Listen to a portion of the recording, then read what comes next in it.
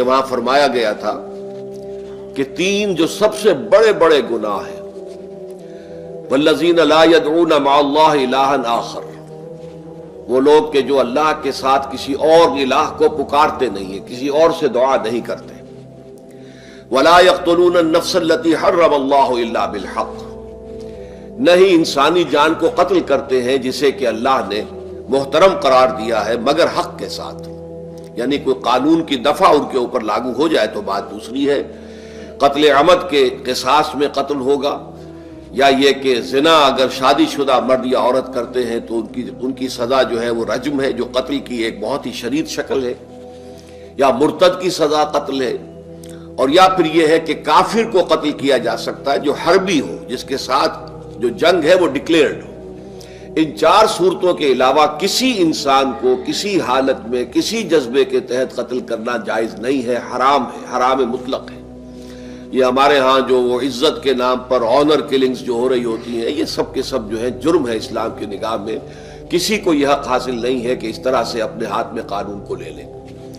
لیکن اس کے بعد فرمایا تھا کہ جو لوگ یہ کام کرتے ہیں تو پھر یہ ہے کہ یلقا اساما، وہ اس کی پاداش بھگت کر رہیں گے، یضاعف لہ العذاب یوم القیامہ، ان کے لیے قیامت کے دن عذاب دگنا کر دیا جائے گا، بڑھا دیا جائے گا، وَيَخْلُدْ فِيهِ مُهَانًا، اور وہ رہیں گے اس میں ہمیشہ ہمیش نہایت ذلت کے ساتھ رسوا ہو کر، إِلَّا مَن تَابَ وَآمَنَ وَعَمِلَ عَمَلًا صَالِحًا، اس میں استثناء ہے کہ جو توبہ کرے اور تجدید ایمان کرے یا ایمان لائے، اگر پہلے کافر تھا تو ایمان لائے گا، اور اگر پہلے مسلمان تھا لیکن یہ کہ یہ گناہ سرزد اس سے ہوا تو گویا کہ ایک طرح کے کفر میں وہ داخل ہو گیا تھا، ایمان حقیقی سے محروم ہو گیا تھا، تو گویا کہ تجدید ایمان کرے، الا من تاب وآمن وعمل عملا صالحا، اور پھر اس کا عمل تبدیل ہو جائے، عمل درست ہو جائے، غلط کام کو فی الواقع چھوڑ دے، فاولئک یبدل اللہ سیئاتہم حسنات، تو یہ وہ لوگ ہیں کہ اللہ تعالیٰ ان کی برائیوں کو بھلائیوں سے بدل دے گا۔ یہ بات جو ہے بہت بلند ہے، اس میں اللہ تعالیٰ کی طرف سے وعدہ جو ہو رہا ہے کہ فاولئک یبدل اللہ سیئاتہم حسنات وکان اللہ غفورا رحیما ومن تاب وعمل صالحا، پھر دوبارہ تکرار کے ساتھ یہ بات آ چکی ہے، جو توبہ کرے اور پھر عمل اچھا کرے، فإنہ یتوب الی اللہ متابا، تو وہ ہے جو حقیقت میں توبہ کرتا ہے اللہ کی جناب میں جیسے کہ توبہ کرنی چاہیے، عمل میں کوئی تبدیلی نہ ہو، اور توبہ کی تسبیح ہوتی رہے، استغفر اللہ ربی من کل ذنب واتوب الیہ، آپ نے 10 تسبیحیں کر دی، 1000 مرتبہ کہہ لیا، یہ سب زیرو ہے اللہ کی نگاہ میں۔ ذکر کا ثواب مل جائے گا کہ اتنا وقت آپ نے اللہ کا نام لیا ہے، اللہ کا ذکر کیا ہے، اس کا ثواب تو ملے گا، لیکن یہ توبہ نہیں ہے، اس سے کسی گناہ کی معافی کا کوئی سوال نہیں ہوتا، اس سے برائیوں کے بھلائیوں میں بدلنے کا کوئی امکان نہیں ہے، اس سے اس کی سزا سے بچنے کی کوئی سبیل نہیں ہے۔ اب سورہ تحریم میں خاص طور پر ایک خاص جو پس منظر ہے اس کے اعتبار سے یہ آیت آ رہی ہے، یا ایھا الذین آمنوا توبوا الی اللہ توبۃ نصوحا، اے وہ لوگوں جو ایمان لائے ہو، اے ایمان کے مدعیوں، دعوے داروں، توبہ کرو اللہ کی جناب میں، لیکن وہ توبہ خالص ہونی چاہیے، توبۃ نصوحا۔ اس سورہ مبارکہ کے پس منظر کو نوٹ کیجئے تو اس میں ایک خطائے اجتہادی کہہ لیجئے حضور سے ہو گئی تھی صلی اللہ علیہ وسلم، اگرچہ وہ خطا جانب خیر میں تھی، اچھے کام کے لیے تھی، برے کام کے لیے نہیں تھی، کہ آپ نے اپنی ازواج مطہرات کی دل جوئی کے لیے ایک شے جو اللہ کی طرف سے آپ کے لیے حلال تھی اس کو استعمال نہ کرنے کی قسم کھا لی، تو اس پر حضور کو روکا گیا، یا ایھا النبی لم تحرم ما احل اللہ لک تبتغی مرضات ازواجک، اے نبی کیوں آپ اپنے اوپر حرام ٹھہراتے ہیں وہ شے جو اللہ نے آپ کے لیے حلال قرار دی ہے؟ کیا آپ اپنی بیویوں کی رضا جوئی کے لیے ایسا کر رہے ہیں؟ واللہ غفور الرحیم، اللہ غفور ہے، رحیم ہے، اللہ نے آپ کی اس خطا سے درگزر کیا ہے، لیکن قد فرض اللہ لکم تحلۃ ایمانکم، اللہ تعالیٰ نے راستہ تمہارے لیے کھول دیا ہوا ہے کہ ایسی قسموں کو کھولا جا سکتا ہے، جس کے لیے کہ سورہ مائدہ کے اندر کفارہ دے دیا گیا، تو گویا کہ حضور کو یہاں حکم دیا جا رہا ہے کہ آپ اپنی اس قسم کا کفارہ دیجئے، قسم کا، اور یہ جو قسم ہے اس کو کھول دیجئے۔ نمبر 2 پہ پھر 2 ازواج مطہرات کا معاملہ آیا کہ حضور نے ایک راز کی بات کہی ایک زوجہ محترمہ سے، لیکن انہوں نے وہ راز جو ہے وہ دوسری زوجہ محترمہ کو پہنچا دیا جن میں زیادہ آپس میں قریبی تعلق تھا. تو گویا کہ یہ بھی ایک طرح سے خیانت ہو گئی، اس لیے کہ راز جو ہے وہ تو ایک امانت ہوتا ہے، اور خاص طور پر عائلی زندگی میں میاں بیوی کے درمیان کے جو معاملات ہوتے ہیں وہ تو بہت ہی رازداری پر مبنی ہوتے ہیں. اس لیے ان میں سے کوئی چیز جو ہے جس کو خاص طور پر کہا گیا ہو کہ یہ ایک راز کی بات ہے، یہ تم سے کہہ رہا ہوں، کسی اور سے کہنا نہیں ہے، تو اس میں جو غلطی ہوئی ہے وہ بھی ایک بڑی غلطی تھی حضرت عائشہ صدیقہ رضی اللہ تعالی عنہا ان کی. تو ان دونوں کے پس منظر میں پھر تیسری بات آئی کہ اہل ایمان اگر تم غافل ہو اپنے اہل و عیال کی طرف سے اس اعتبار سے کہ ان کا کردار کیسا بن رہا ہے، وہ اللہ کے بندے ہیں یا کوئی غلطیاں کر رہے ہیں، خطا کر رہے ہیں، تو دیکھو یہ تم ان کے ساتھ جو ہے وہ محبت نہیں کر رہے، عداوت کر رہے ہو. اس لیے کہ تمہاری اس نرمی، تمہاری اس شفقت اور ان محبت کے اندر اس درجے بڑھ جانا کہ اس میں اللہ تعالیٰ کے جو حرام کردہ امور ہیں ان میں بھی تم ملوث ہو جاؤ، تو یہ گویا کہ در حقیقت تم اپنے آپ سے بھی دشمنی کر رہے ہو اور ان سے بھی دشمنی کر رہے ہو. اپنے آپ سے دشمنی کر رہے ہو کہ تمہاری عاقبت خراب ہوگی، ان سے دشمنی کر رہے ہو کہ ان کی اگر تربیت غلط ہو جائے گی تو گویا کہ وہ جہنم کا نوالا بنیں گے. اب اس تین چیزوں کے پس منظر میں فرمایا جا رہا ہے یا ایھا الذین آمنوا توبوا الی اللہ توبۃ نصوحا، اے ایمان والو، اے ایمان کے دعوے دارو، اللہ کے جناب میں توبہ کرو، لیکن توبہ خالص نصوحا. پہلی بات تو یہ جانیے، میں نے بھی یقیناً پہلے بھی عرض کیا ہوگا لیکن دہرانے میں کوئی حرج نہیں ہے، عربی زبان میں یہ دو الفاظ بہت قریب ہیں، آبا یعوب اوبن اور تابا یتوب توبن یا توبتن. آبا یعوب اوبن بھی ہوتا ہے واپس لوٹنا، لیکن یہ ہے کسی یعنی مادی چیز کی طرف سے واپس لوٹنا. ایک ہے تابا یتوب توبن یا توبتن، وہ کسی فعل سے، مانوی چیز سے پلٹ آنا، لوٹ آنا.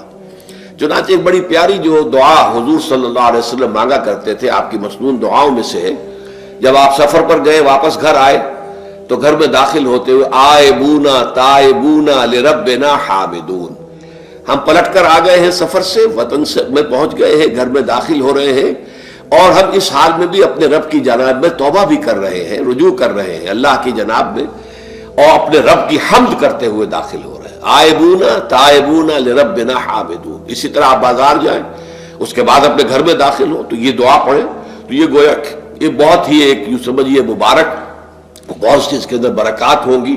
تو اس میں بھی لفظ آبا یعوب اوبن، تابا یتوب توبن، یہ دونوں کے بہت قریب آ گئے، آئبونا تائبونا لربنا حامدون. توبو الی اللہ، اب الہ کو نوٹ کیجئے، یہ توبہ کا لفظ بھی بہت سے ایسے الفاظ میں سے عربی زبان کے، جیسا کہ اس سے پہلے ہم دیکھ چکے ہیں کہ ایک لفظ ہے رغبہ، رغبہ رغبت جسے اردو میں ہم بولتے ہیں. رغبہ الہ ہوگا تو کسی شے کی طرف رجحان ہونا، اس کی طرف پیدا ہو جانا، اس کی خواہش پیدا ہو جانا. اور رغب عن ہوگا تو کسی چیز سے متنفر ہو جانا، دور ہٹ جانا، دور چلے جانا. ورب ایک ہی ہے، پریپوزیشن کی چینج سے بالکل برعکس نتیجہ نکل آیا. ومن رغب عن سنتی فلیس منی، جسے میری سنت پسند نہیں ہے، جو اس سے ہٹتا ہے، پیچھے ہٹتا ہے، اس کو ترک کرتا ہے، اس کا مجھ سے کوئی تعلق نہیں. اسی طرح مالا یمیل و میلن، مالا الہ کسی شے کی طرف مائل ہونا، مالا عن اس شے سے ہٹ جانا، پیچھے ہٹ جانا، نفرت ہو جانا. اسی میں وہ لفظ تھا سا، فقط سقط قلوبکما، تمہارے دل جو ہے وہ تو مائل ہو ہی گئے ہیں. سغا بھی الہ ہوگا تو اس کے معنی کسی شے کی طرف مائل ہو جانا، عن ہوگا تو کسی شے سے متنفر ہو جانا. تو وہاں میں عرض کر چکا تھا لقد سقط قلوبکما، تو اے نبی کی دونوں بیویوں، تمہارے دل تو یقیناً اللہ کی طرف مائل ہو چکے ہیں، توبہ کی طرف مائل ہو چکے ہیں، لیکن زبان سے یہ کہتے ہوئے کہ حضور معاف کر دیجئے غلطی ہو گئی، یہ اس میں ذرا حجاب آ رہا ہے. ظاہر بات ہے شوہر اور بیوی کے درمیان جس طرح کا تعلق ہوتا ہے تو اس میں یہ کہ بسا اوقات اپنی غلطی کو واضح الفاظ میں تسلیم کرنے میں کچھ ہچکچاہٹ سی ہوتی ہے. تو وہ ایک کیفیت تھی کہ تمہارا دل تو مائل ہو چکا ہے، لیکن یہ کہ تم ذرا زبان سے بھی کہو، اقرار کرو. اسی طریقے سے یہ لفظ توبہ ہے، توبہ الہ ہے، کسی کی جناب میں توبہ کرنا. جب اللہ تعالیٰ کی طرف توبہ کا لفظ آئے گا تو توبو الی اللہ توبۃ نصوحا، اللہ کی جناب میں توبہ کرو. اور جب اللہ تعالیٰ توبہ کرتا ہے، یہ لفظ جو ہے دو طرف استعمال ہوتا ہے. تواب بندہ بھی ہے، تواب اللہ بھی ہے. اللہ تواب ہے، بہت توبہ کا قبول کرنے والا. بندہ تواب ہے، بہت زیادہ توبہ کرنے والا. وہ حدیث میں آپ کو سنا چکا ہوں، کل بنی آدم خطاؤون وخیر الخطائین التوابون. تمام بنی آدم نہایت خطا کار ہے، گناہ گار ہے، غلطیاں ہوتی ہیں، خطائیں ہوتی ہیں، لیکن ان خطا کاروں میں بہتر لوگ وہ ہیں جو بہت توبہ کرنے والے، رجوع کرتے، پلٹتے ہیں، ان میں پشیمانی پیدا ہو جاتی ہے اور وہ اللہ تعالیٰ کی جناب میں رجوع کرتے ہیں، تو وہ تواب ہیں، بہت زیادہ توبہ کرنے والے. لیکن اللہ کی جناب میں توبہ جب بندہ کرتا ہے تو وہ الہ آئے گا، تابہ الہ، اس نے توبہ کی اللہ کی جناب میں. اللہ توبہ کرتا ہے یعنی اللہ تعالیٰ جو ہے اپنی نظر شفقت اور نظر رحمت جو پھیر دی تھی اس نے کہ ایک بندے نے گناہ کیا ہے، میرے حکم کی جو ہے خلاف ورزی کی ہے، معصیت کا ارتکاب کیا ہے، تو اللہ تعالیٰ اپنی رحمت اور شفقت کی نگاہ اس سے ہٹا لیتا ہے. لیکن جب بندہ توبہ کرتا ہے تو پھر اللہ تعالیٰ بھی رجوع فرماتا ہے اور اپنی شفقت اور رحمت اور مغفرت کے ساتھ بندے کی جانب متوجہ ہو جاتا ہے. لیکن وہاں تابہ اعلیٰ آئے گا، تم علینا اے پروردگار ہماری توبہ کو قبول فرما، وہ اعلیٰ کے ساتھ آئے گا. ہم جب توبہ کریں گے تو وہ الہ کے ساتھ آئے گا. تو یہاں فرمایا توبو الی اللہ، اللہ کی جناب میں توبہ کرو، پلٹو، رجوع کرو، اور توبۃ نصوحا، خالص توبہ. اس کی جو وضاحت تھوڑی سی میں ابھی کر چکا ہوں کہ خالص توبہ سے مراد کیا ہے. یہ نہیں کہ بس توبہ کی ورد ہو رہا ہے اور توبہ جو ہے وہ اس کے کلمات زبان سے ادا کیے جا رہے ہیں. بعض لوگ ہیں وہ جو آیت کریمہ ہے اس کا 1.25 لاکھ کا ہو رہا ہے، ورد ہو رہا ہے، کتنا ہو رہا ہے، اس کی تسبیح پڑھ رہے، اس سے کچھ نہیں ہوتا جب تک کہ دل کے اندر گناہ سے نفرت پیدا نہ ہو جائے، حقیقی پشیمانی نہ ہو کہ یہ مجھ سے بہت غلط حرکت سرزد ہوتی رہی ہے، پختہ ارادہ نہ ہو کہ آئندہ یہ کام نہیں کروں گا یا کروں گی، اور یہ کہ بالفعل بھی اس کام کو چھوڑ دے. یہ 3 شرطیں کم سے کم ہیں ان چیزوں میں کہ جو حقوق اللہ میں سے اللہ تعالیٰ کے حقوق، ان میں کوتاہی ہوئی ہے، ان میں غلطی ہوئی ہے، اس میں انسان نے کسی معصیت کا ارتکاب کیا ہے. تو 3 شرطیں: حقیقی پشیمانی نمبر 1، جس کے لیے میں نے اقبال کا شعر آپ کو سنایا تھا جو بالکل نوجوانی کے دور میں انہوں نے کہا تھا، اور کسی اب میں نام بھول رہا ہوں، کوئی بہت بڑے شاعر تھے، استاذ تھے، اساتذہ، استاذ الشعراء، انہوں نے کہا تھا کہ میاں صاحبزادے اس عمر میں، اور یہ شعر اس قدر اونچا شعر ہے کہ موتی سمجھ کے شان کریمی نے چن لیے قطرے جو تھے میرے عرق انفعال کے. انفعال کہتے ہیں شرمندگی کو، کہ میں جب شرمندہ ہوا کہ میں اللہ کی جناب میں یہ کیا حرکت کر بیٹھا، تو اس سے میری پیشانی پر جو پسینے کے قطرے رونما ہوئے، اللہ تعالیٰ نے ان کو موتی سمجھ کے چن لیا. اللہ تعالیٰ کو بندے کی توبہ سے اتنی خوشی ہوتی ہے. وہ حدیث بھی میں آپ کو سنا چکا ہوں کہ تم اندازہ کرو، ایک شخص ہے کہ جو ایک ریگستان میں لقودق صحرا میں سفر کر رہا تھا، اس کا ایک اونٹ تھا جس پر وہ سفر کر رہا تھا، اسی پر اس کا جو بھی راستے کا کچھ کھانا وانا تھا، خوراک تھی، وہ بھی اس کی پوٹلیاں بھی تھی اور پانی کی چھاگل بھی بندھی ہوئی تھی. تھوڑی دیر کے لیے وہ ایک درخت کے سائے میں بیٹھ گیا استراحت کے لیے. وہ اسی میں آنکھ لگ گئی اس کی. اب جب آنکھ کھلی تو دیکھا کہ اونٹ غائب ہے. اب اونٹ گویا کہ اس کی زندگی کا واحد سہارا، کہاں جائے گا اب بغیر اونٹ کے. اس دوڑا دائیں بائیں، شمال جنوب مغرب مشرق، سب میں کہیں جہاں تک وہ کر سکتا تھا اسے کہیں اونٹ نظر نہیں آیا. تو پھر وہ اسی درخت کی سائے میں آ کر بیٹھ جاتا ہے موت کے انتظار میں کہ اب تو موت ہی آئے گی، نہ کھانے کو کچھ، نہ پینے کو پانی، نہ سواری کہ میں کہیں یہاں سے نکل سکوں. اچانک دیکھتا ہے کہ وہ اونٹ تو کھڑا ہوا ہے اور وہ سامان بھی موجود ہے. تو اس میں فرط مسرت کی وجہ سے خوشی اتنی شدید ہوتی ہے اسے کہ وہ کہنا تو یہ چاہتا ہے اے اللہ میں تیرا بندہ ہوں، تو میرا رب ہے، لیکن وہ کہہ یہ بیٹھتا ہے اے اللہ میں تیرا رب ہوں، تو میرا بندہ ہے. یعنی اتنا وہ اپنے اس میں حواس کھو بیٹھتا ہے خوشی کی وجہ سے. اتنی ہی خوشی ہوتی ہے اللہ تعالیٰ کو اپنے کسی گناہ گار بندے کی توبہ سے. اب آپ اندازہ کیجئے، یہ ہے جو تشبیہ حضور صلی اللہ علیہ وسلم نے توبہ کی عظمت کے لیے بیان کی. تو اس کے حوالے سے، اور میں آپ کو فلسفے کے طور پر بھی بتا چکا ہوں کہ بہت بڑی غلطی جو ہے، جیسے ان دونوں صورتوں کا جو مرکزی مضمون میں نے بتایا تھا کہ خاندانی زندگی میں 2 انتہائی کیفیات پیدا ہوتی ہیں. یا میاں بیوی کی موافقت نہیں ہو رہی تو آخری حد ہے طلاق، یا یہ ہے کہ اتنی محبت ہو گئی ہے کہ محبت کی وجہ سے شریعت کی حدود کے اندر رد و بدل ہو رہا ہے. تو پہلے کے موضوع کے اوپر سورہ طلاق ہے اور دوسرے موضوع کے اوپر سورہ تحریم ہے. تو طلاق کے معاملے میں بھی عیسائیوں سے جو بہت زیادہ غلطی، بہت بڑی سرزد ہوئی وہ یہ ہے کہ حضرت عیسیٰ نے یہ فرمایا تھا کہ جو شخص اپنی بیوی کو طلاق دیتا ہے گویا کہ ناحق، وہ گویا کہ اس سے زنا کرواتا ہے، یعنی یہ کہ طلاق ہو گیا اس کو، اب وہ بیچاری جو ہے وہ بے شوہر کے ہے، عام طور پر مطلقہ سے کوئی شادی نہیں کرتا، تو اب اس کے فتنے میں مبتلا ہونے کا امکان موجود ہے، وہ زناکاری پر آمادہ ہو سکتی ہے۔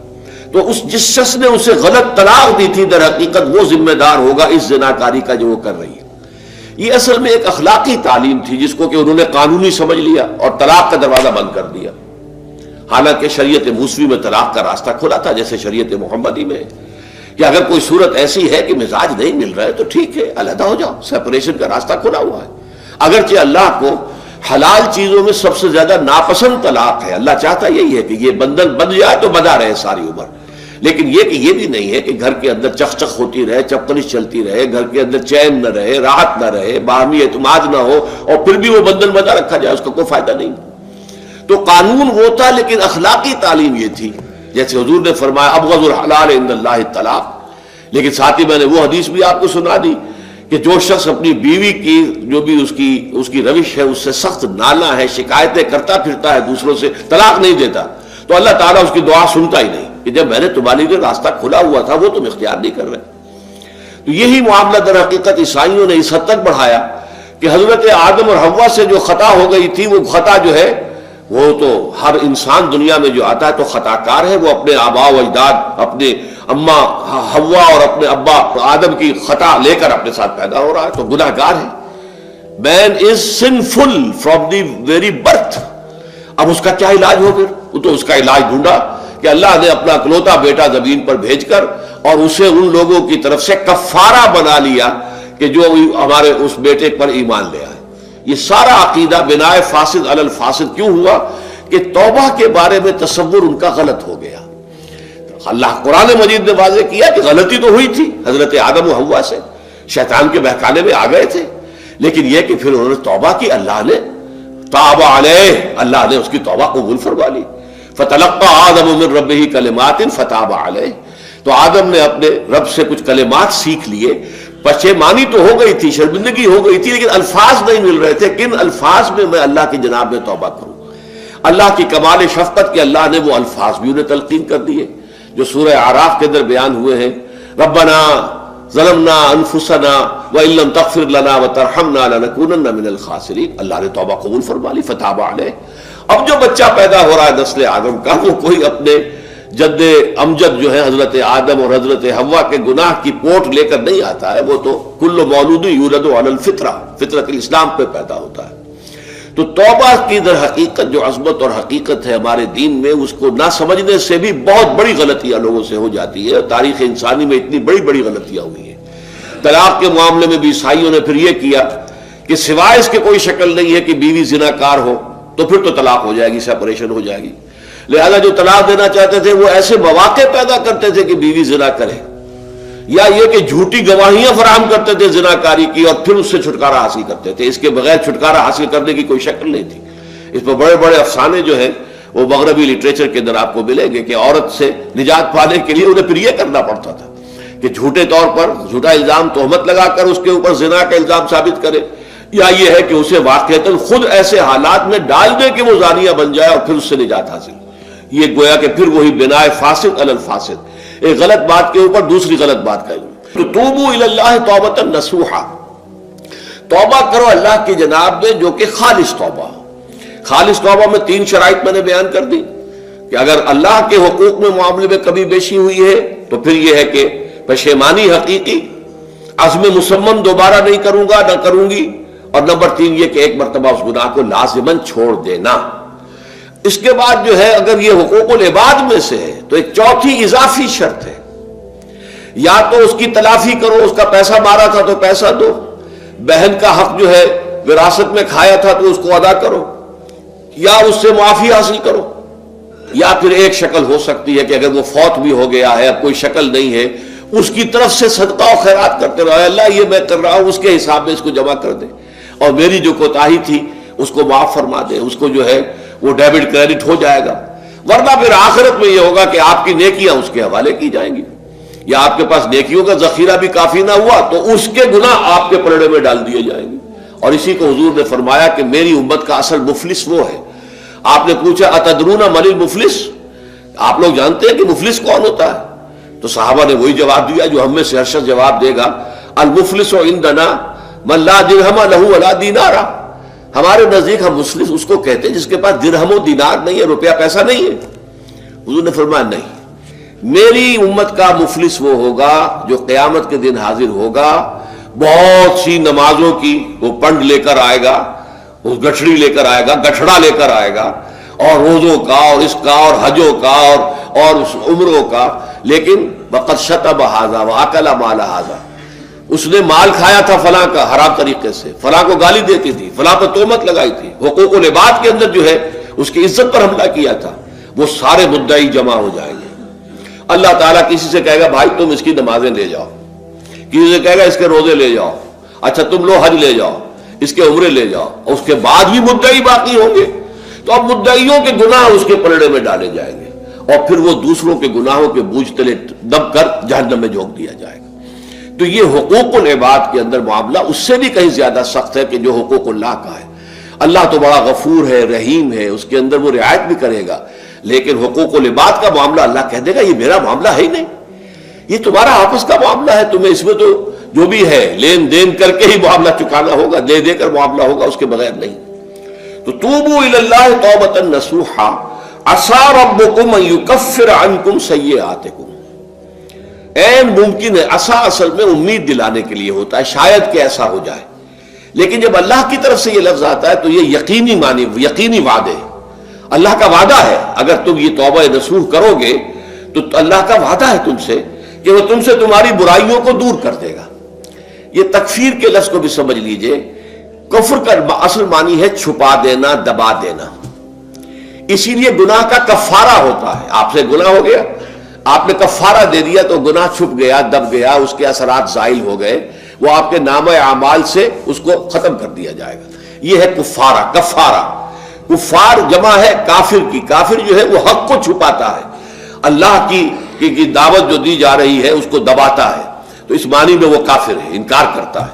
لیکن یہ کہ ایک کفران نعمت ہے، کسی نے آپ پر احسان کیا ہے اور آپ اس کا احسان نہیں مان رہے، آپ کے لیے دل میں اس کے لیے کوئی احسان بندی کے جذبات پیدا نہیں ہوئے، تشکر کا جذبہ پیدا نہیں، یہ کفران نعمت ہے.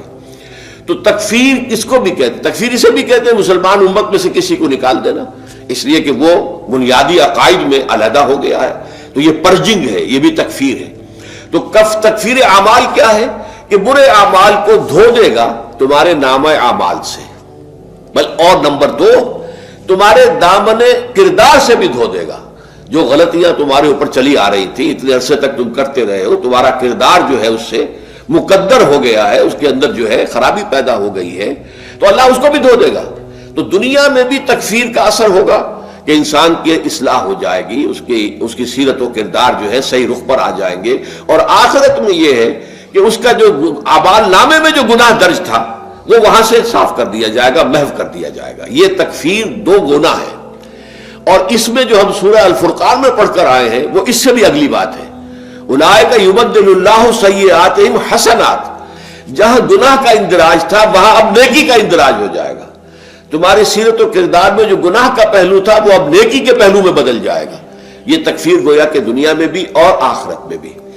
عسیٰ ربکم، امید ہے اور اللہ کا وعدہ ہے کہ وہ تم سے تمہاری برائیوں کو دور کر دے گا. مطلب یہ کون انسان ہے جو برائی سے بالکل پاک ہے؟ کل بنی آدم خطاؤون وخیر الخطائین التوابون.